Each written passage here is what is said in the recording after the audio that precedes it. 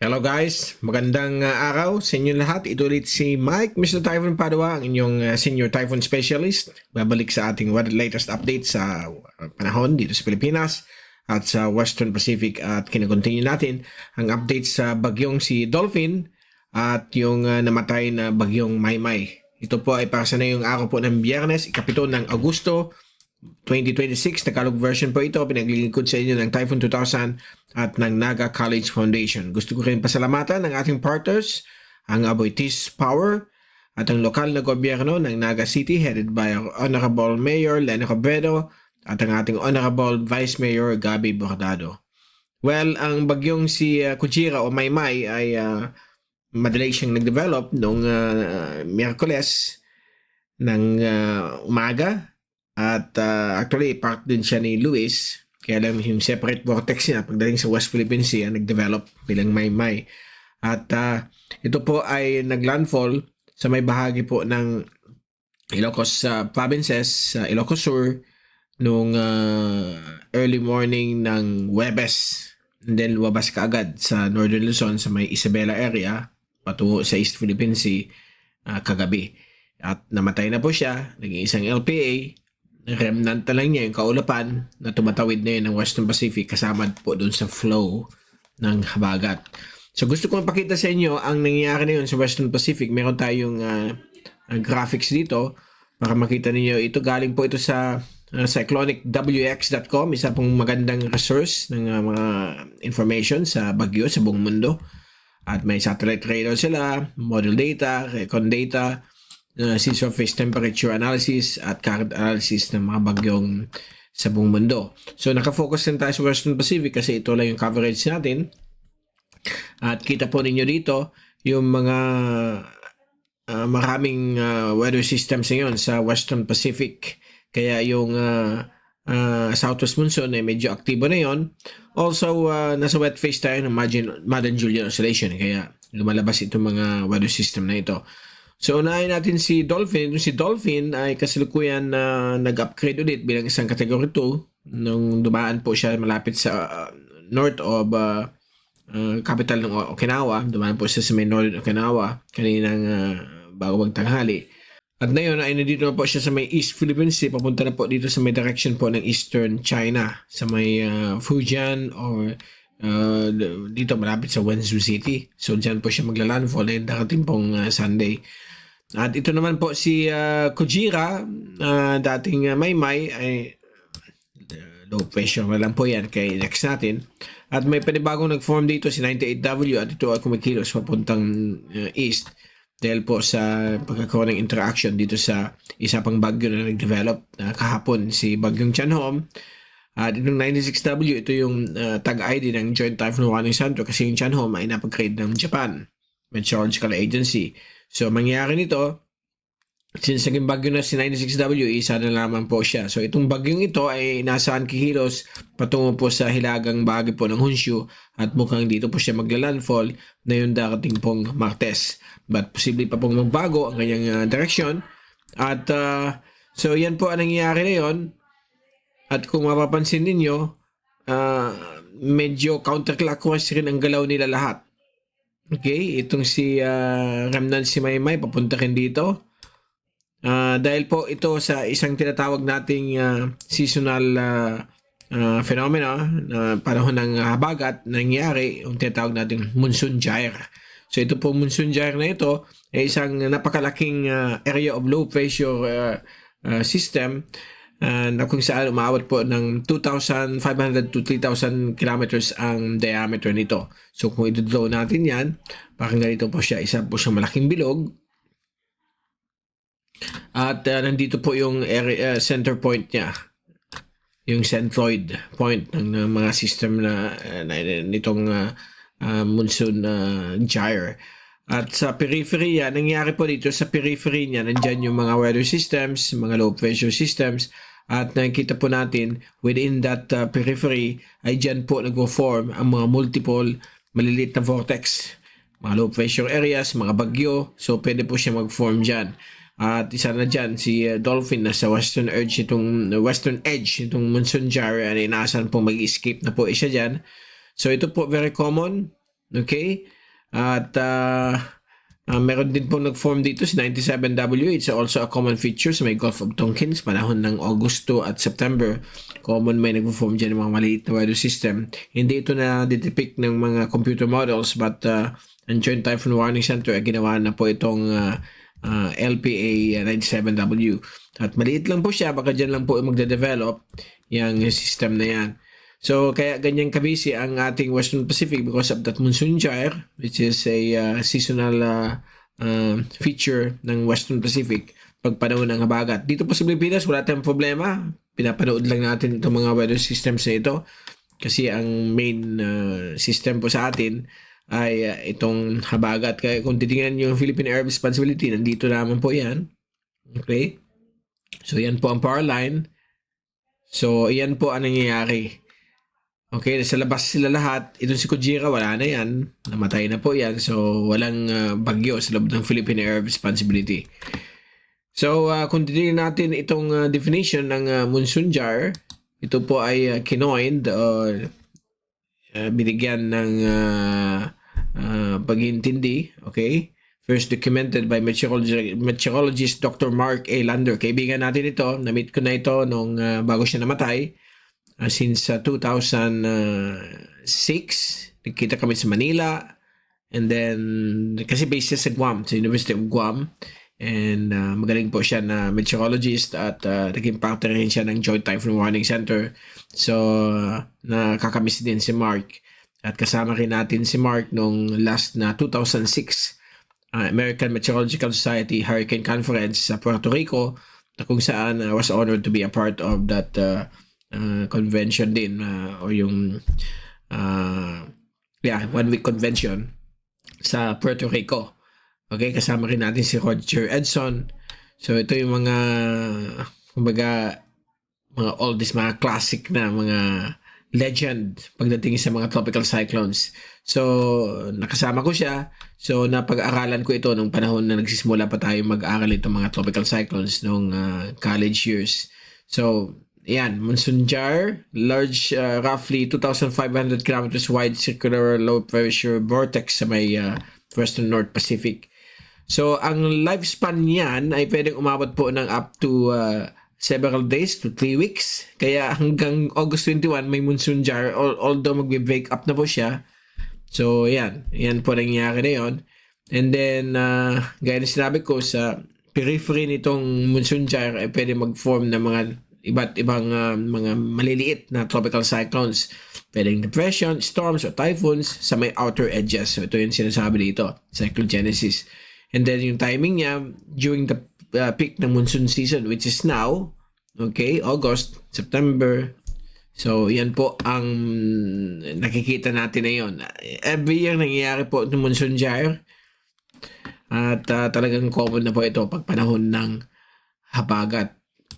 So ito yung isang nakita ko sa nakuha natin ito sa publication ni Leng Chen. Okay, Dr. Leng Chen.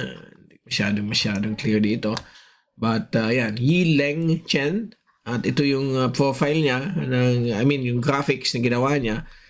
At this is one example of a monsoon gyre. So nangyayari, nandito po yung center point niya. Yan palang MC Bagyong Morakot. So meron dyan bagyo, meron din bagyo dito si Goni, at dito naman sa east si Etau. So umiikot lang sila dyan. Ang direction nila pa ganyan. Ito yung araw. Then ito gagalaw rin pa ganyan. So ito gaganyan din. Hanggang isa sa kanila mapupush outside noong vortex ng jar. And then mabe-break yung jar and then balik na sa dati yung galaw nila. So, sa baba niya ng habagat, kaya na-feel natin dito sa Pilipinas, ang nangyayari.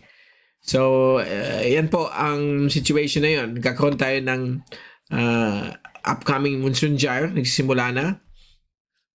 And then, magpa-persist yan for the next 1 to 2 weeks. So, ito yung nangyayari na yun. So, nakita niyo yung bagyo dito si Dolphin. Nandito na yun si Dolphin. Okay? So, si Dolphin, papunta yan dyan. Okay? And then, ito yung remnants ni Maymay. Lagyan lang natin R. At ito naman po si low pressure 98W. Ito yung si 97W. Yung sinasabi kong napakaliit na baka one example po ito ng isang midget tropical cyclone. Pag develop yan, dyan lang yan sa area ng Gulf of Tonkin. Very common yan. Nakita na tayo yan ilang beses na since I started observing satellite animations way back in 1996, earliest days ng actually, nung panahon pa na sa bumibisita ako sa DOST Pag-asa, 1990, 1994, nung sa UP pa ako nag-aaral, every week nagbibisita ako sa DOST, kina Amado Pineda, kay yung mga iba pa natin, sina Dom Millanes. Okay? So, doon natin nakikita ang iba't ibang feature ng mga satellite animation. So, ayan po, ito yung si Chanhom, bagyo po yan, at ito ay papunta dito sa may area po ng northern Honshu. At parang may isa pa ditong gusto mag-form na vortex within the area of the monsoon jar. So, ganito po yan ang monsoon jar. Ganyan kalaki. Okay? So, nangyari, dito yung center point ng monsoon jar dito sa area na ito. So, what they do, nag-rotate lang sila, ganyan, oh. Ganyan ang galaw nila. So, ito pwedeng gagalaw yan dyan, and then ito papunta dito. And then ito, pag nag-landfall na yan, tanggal na yan sa rotation ng monsoon jar. Kaya yung habagat, yan, affected tayo ng habagat, and dumadaan dito sa ating habagat. Okay? So, this feature will persist for the next 2 to 3 weeks. Nakita natin na yun. So, what will happen, ipakita natin mamaya sa ating satellite animation, forward na natin para ma-discuss na natin. Okay? Ito yung forecast na mangyayari. So, ito na yun si Dolphin. Ito na yun si 98W. Ito yung remnants ni Maymay. So, mangyayari niyan, pagdating ng Sabado, tingnan nyo rotation na counterclockwise, you see? Kaya lang ito magla-landfall na dito. So, ito na lang may iwan dito sa area na ito. So, gagalaw po siya. 8, 9. Ayan na yung dalawa. Ito yung remnants ni Maymay. Baka mag-regenerate. I don't know kung ipapangalan pa rin ito as Kujira or it may be another system, but it looks like it's the same system. And then, ito yung, o baka, separate din. Ito naman si 98W. Ito si Chanhom. So, galaw natin sa Monday, August 10. Ayan na, oh. Punta na dito. Dito na siya, humihina. Ayan na yung remnants ni Maymay or baka another system. Wala na si Dolphin. And then, ito na yung si remnants ni Maymay. Ito na yung isa. Ito naman si another one. Kasi nandito na si Chanhom. And then this one is another system. Kaya sa August 12, meron na naman tayong another tropical storm dito. So, stationary dito yung monsoon jar. Dito siya stationary habang maraming system nag-form dito within a span of 1 to 2 weeks pa. So, kung titingnan niyo ito, maggalaw ko pa hanggang 13. Yan na naman, 14. Meron pa rin dito. So, umiikot lang siya doon sa area nito. So, tayo sa Pilipinas, nanonood lang tayo. So, ang epekto sa atin, habagat lang. Wala naman masyadong kalakasan pa ang habagat kasi malayo naman yung mga systems. Ang problema na ng habagat sa atin, mas grabe yung ulan, bumaba sa western sections ng Luzon, Visayas, kapag yung mga formation ng bagyo ay banda dito. Usually, pag dyan ang formation ng bagyo, yung habagat, talagang grabe yung effect dito sa may western sections natin. Pero kung dito na sila nag-form, dyan sa area na yan, ang effect ng habagat, mild lang. May mga ulan pa rin, hapon o gabi, but silip pa rin ang araw at mahangin, presko, yan ang magiging weather conditions pag panahon ng habagat na malayo naman yung mga weather systems. So yan po, 17, mag-form siya and then mukhang magbe-breakdown na yata yung habagat, yung monsoon jar sa 18 and 19 kasi yan, mayroon na naman po dito, another system po ito sa may West Philippine Sea. And then mukhang mag-break na yung monsoon jar kasi balik na sa dati. Ito na naman yung formation. So, yung monsoon trough ay balik na sa ganitong formation niya. Yung angle ng formation nila. Okay? So, yan po. At mukhang sa August 18 to 22 tapos na monsoon jar. Okay? So, mukhang 22 meron naman dito. But these are highly uncertain. Pwede pa akong bago. So, we will keep you updated on that. Now, puntahan natin muna dito. Balik tayo dito. Okay. Ayan. This one. So ito yung ginawa muna post-analysis doon sa bagyong si Maymay. Dito siya naglandfall. Yan dito, dumaan po siya dito and exit siya dito. At hindi na nakasunod yung low level center, yung mid level na lusaw bilang isang low pressure. So ngayon, nandito na siya sa area na ito. So yan yung parang another vortex yung pwede mag-form. So nakita nyo yung habagat ay patuloy pa rin maapektuhan ditong western sections ng ating bansa.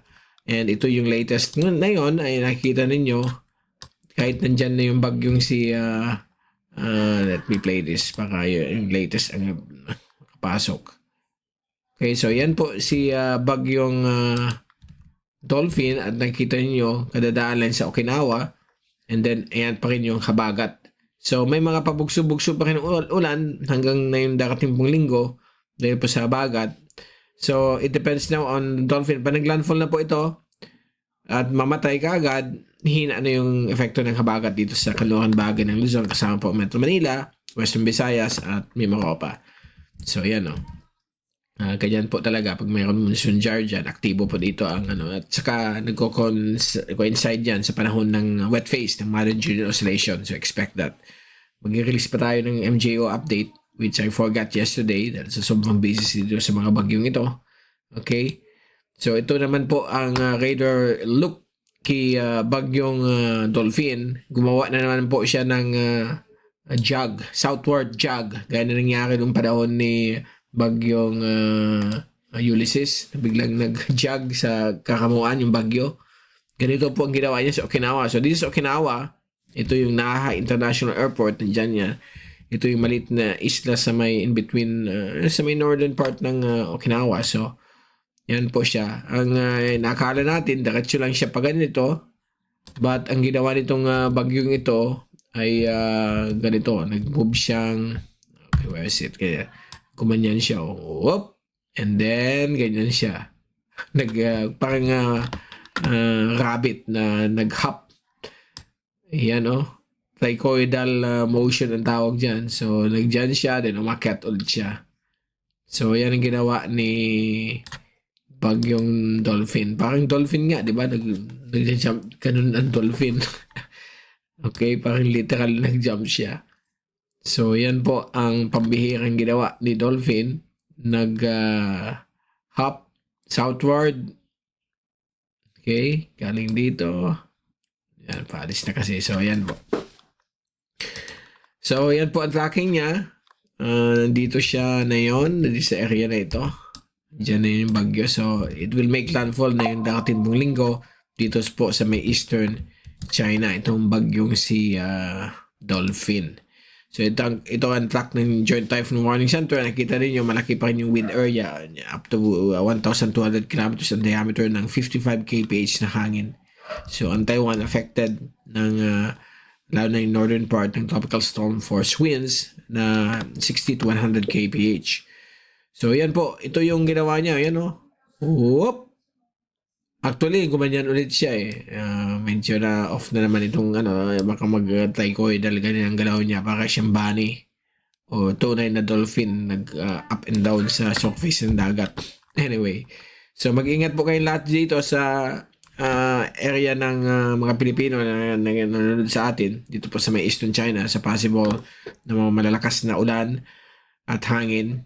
Pag nag-landfall yan, ang problema niyan yung pagbuhos ng malalakas na ulan kasi magdi-dissipate po siya dito. So, delikado po ang mga cities ng Eastern China. Baka magkaroon ng mga flooding, flash floods sa mga low-lying areas at landslides as well. Ito naman po ang track ni bagyong Chanhom. At for the next 5 days, ang kanyang tracking ay dito po papunta sa northern Honshu. Bilang may maintain siya bilang isang tropical storm at pwedeng maging STS o severe tropical storm bago dumating sa northern Honshu. At ito yung tracking natin mula sa multi-tracks ng Typhoon 2000. At sa ulan, papansin ninyo medyo off ang mga forecast na yun. Totoo po yan dahil sa panahon natin sa Weather Philippines, pinag-aaralan natin pag panahon ng habagat, ang mga rain model ay 50% ang accuracy. Kaya pag yung forecast dito na 50 to 100, sa actual, less than 50 millimeters. So, that's it. Wala tayong dapat i-blame dahil it's computer models. So hopefully in the future mag-improve pa po ito para maayos ang forecast kahit sa panahon ng habagat. But still, inaasahan po natin ang 50 to 100 millimeters dito sa western sections ng Ilocos region down to western sections ng southern Luzon like Batangas and dito rin sa may occidental Mindoro. While Metro Manila nasa 20 to 50 millimeters. So magpe-persist yan hanggang Sunday. By Monday and Tuesday, unti-unti na po siyang hihina dahil po sa paglandfall ni Dolphin sa China. So siya yung main influencer sa paghatak ng habagat. And then later on, pag may nag-form sa may West Philippine Sea, which is sa dulo pa ng forecast, baka mayroon na naman habagat. Tingnan nyo. So magbabago po ito every 6 hours and every 24 hours. So hindi muna natin i-move forward ang ating forecast niyan. So antabayan ninyo mga latest natin dito po sa ating website. And then ito po yung ECMWF ensemble sa bagyong si Dolphin at sa iba pang mga weather systems. So ito po ang pinapakitang tracking ni Dolphin. So yan po siya. Ito naman yung maliit na system, 97W, at dito naman po si 98W at remnants ni Kujira o Maymay, at ito naman po si Chanhom. Dito po siya mapunta. So aktibo pa rin ang monsoon na jar. So yan po ang mangyayari in the next 7 days. Sa Google DeepMind ay pinapakita din dito yung maliit na LPA sa Hainan sa Gulf of Tonkin. And then ayan po yung si Chanhom. Yan, at ito naman po si Dolphin. At nakikita ninyo pag i-move natin yung slider for the next 5 days, ito yung kasunod. Ito si 98W or likely yung remnants ni Maymay at ito yung 98W. At susunod lang po siya paikot. Ayan nasa monsoon jar talaga. Kaya halata ninyo na mayroon talagang tinatawag tayong monsoon jar dito. Yung mga system pa ganyan galaw nila, ganyan. Okay? Kung mayroon dito, gaganyan yan. Southwest. Ito lang si bagyong Dolphin mukhang mag-escape na sa jar. So, hindi na yan kasama after 3 days. Kasi marami pa pong mga form dyan. Pinakita natin sa inyo kanina lamang. But ang forecast na more than 7 days, medyo nag-hairwire na po. Nag-iiba na po. Pero meron pa rin pong possible formation hanggang August 22. So we will keep you updated from time to time sa mga weather systems na ito. Sa wave heights, manatili pong malalaki ang alon up to 3 or 4 meters sa West, East, and North Philippine Sea dahil po sa habagat. At ito po ay magpe-persist for the next 5 days. At mukhang pagdating ng Wednesday, hina ang bagya sa East Philippine Sea at sa West Philippine Sea ay patuloy pa rin dahil po sa epekto ng southwest monsoon at yung Madden Julian Oscillation, patuloy pa rin na nasa wet phase po tayo. So, yung mga fishermen na may mamaliit na sakyang pangdagat, mag-ingat po kayo, huwag mo nang pumalaot dahil hanggang August o kalagitnaan ng August medyo maalon. Okay, malalaki ang swells. So, tabayan na lang po ang pinaka-latest natin sa mga updates sa alon. Okay? And sa Global Topics Hazards Outlook ng Climate Prediction Center, valid for the next 2 to 3 weeks, na kung saan yung third week is highly uncertain pa po. But nakikita na po ninyo dito na yung epekto ng El Nino. Tingnan ninyo, napakatuyo sa India at in Indonesia, Malaysia, Papua New Guinea ay below average of more than 80%, 50%, 65%. So talagang dry po dyan. Swerte lang tayo, pag panahon ng habagat, hindi masyado pa affected ng Pilipinas, but pagdating ng Burr months, baka dyan na pumasok lalo sa peak months ng Super El Nino, September, October, November, December hanggang first quarter ng 2027. And take note of this. Meron pa pong pinapakita dito ang formation, yung pinakita ko sa inyo hanggang August 18, yung possible formation ng isang bagyo pa dito. So patuloy pa rin epekto ng habagat sa atin.